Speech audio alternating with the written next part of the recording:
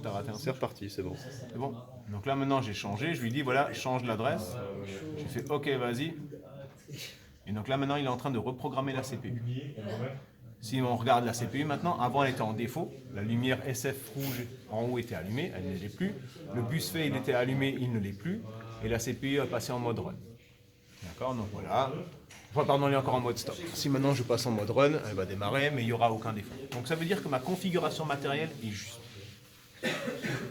C'est bon? C'est pas mal, hein? Donc là, je réduis simplement la fenêtre. Et je vois maintenant dans mon projet Cimatic 300 que j'avais auparavant, est apparue une CPU. Cette CPU, je peux lui rentrer un programme. Les programmes, en fait, il y a donc différentes choses. Il y a ce qu'on appelle les mnémoniques. Les mnémoniques, c'est une fenêtre. Si vous l'ouvrez, ça va vous permettre en fait de donner un nom à une entrée, à une sortie. Du style, je vais donner un mnémonique, par exemple, bouton vert.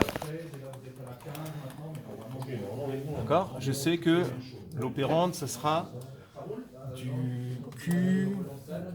Pardon, ce sera un I 8.0. On n'est pas obligatoirement. D'accord? Et c'est un type booléen. Après, je vais faire une lampe verte. La lampe verte, ce sera donc ici, j'ai le bouton vert. Sur le pupitre opérateur, là, j'ai la lampe. Et vous voyez qu'il me met automatiquement l'adresse suivante. Donc ça, c'est pas ça qui m'intéresse, mais moi, je veux un Q8.0 parce que je sais que c'est cette adresse-là. Donc je fais ça, j'enregistre. Donc là, il m'a fait en gros une table d'attribution de barres. Ça se fait donc dans les mnémoniques. Ça aussi, je vais réduire, voilà, c'est bien. Et maintenant, je vais programmer dans ce qu'on appelle les blocs. Et je vais programmer dans le bloc OB1. Le bloc OB1, donc, c'est un bloc d'organisation qui me permet de faire un programme. Voilà, c'est le programme principal. Il va s'ouvrir. Et dans ce programme principal, je vais vous montrer maintenant comment on va le refaire. Comment on fait une programmation maintenant donc simple. Donc par exemple, ici, je vais avoir des entrées. Donc je peux sélectionner une entrée, je peux sélectionner des sorties, bobine, donc c'est une sortie. Donc je prends par exemple cette entrée-là, je la mets ici, et je vais dire que je vais prendre la lampe verte, le bouton vert, pardon. Donc au lieu de taper autre chose, je vais taper bouton vert, je retrouve ça dans ma liste, puisque je l'ai créé, j'ai créé le mnémonique, je valide, d'accord. Et puis je vais allumer la lampe, donc là je retourne dans mon système, je fais de la programmation ici dite, et là je vais mettre la lampe. Verte, donc il n'y en a qu'une, voilà, il n'y a pas le choix. Ça, c'est de la programmation dite contact. Ça se fait à cet endroit-là. Vous avez ou contact ou liste. Donc si j'ai ma programmation contact, je l'ai faite, je peux basculer en liste si j'ai envie. D'accord? Ou alors, je peux revenir à ce moment-là en contact. Parce que je l'ai programmé en contact. Et le contraire, n'est pas toujours vrai. Passer du liste au contact automatiquement, ça c'est pas tout. Donc ça c'est fait, voilà, j'ai fini ça, j'ai fait ce super programme. Alors je peux faire d'autres choses.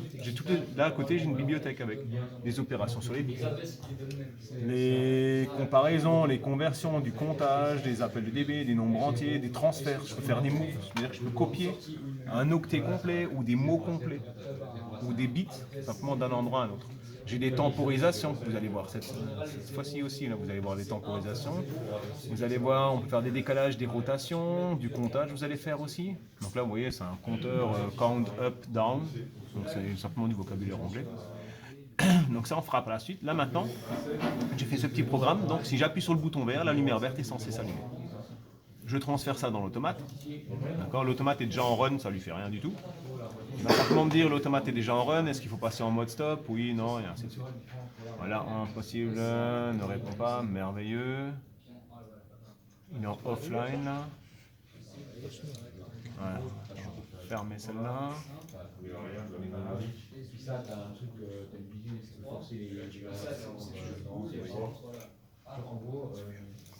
Pourquoi il est en offline là maintenant là?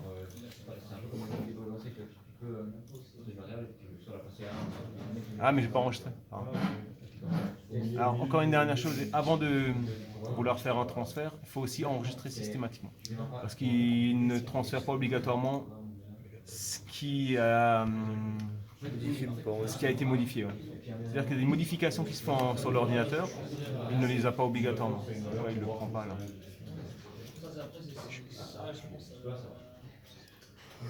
Il est juste censé envoyer ça là. Il ne le fait pas. Il dit qu'il est en offline là.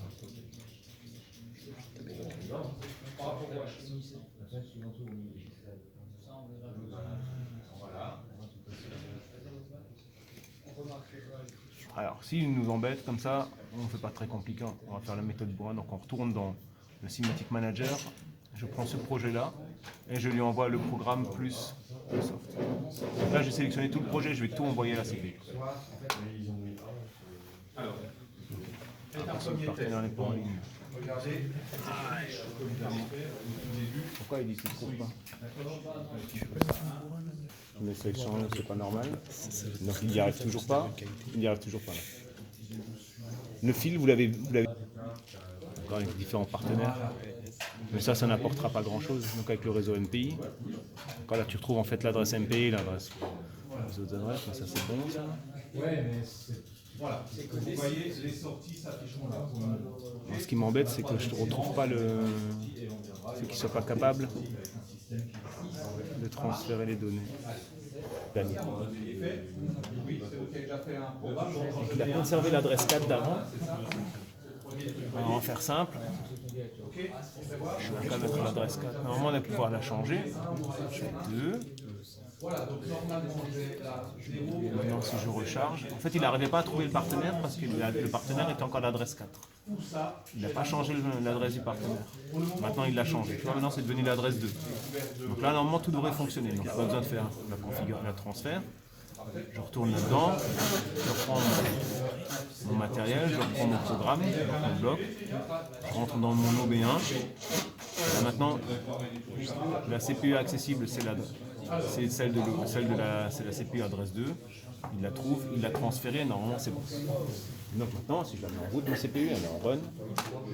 J'arrive donc à voir normalement le fonctionnement. Et pour voir ce qui se passe réellement, je peux utiliser la visualisation du programme, donc voir ce qui se passe dedans. Donc là, vous voyez, il est passé en run ici. On voit la lumière verte et donc il faut appuyer sur le bouton vert pour mettre la lampe verte en route. Donc si on appuie sur le bouton vert, d'accord, là en bas, le signal passe, la lumière verte s'allume.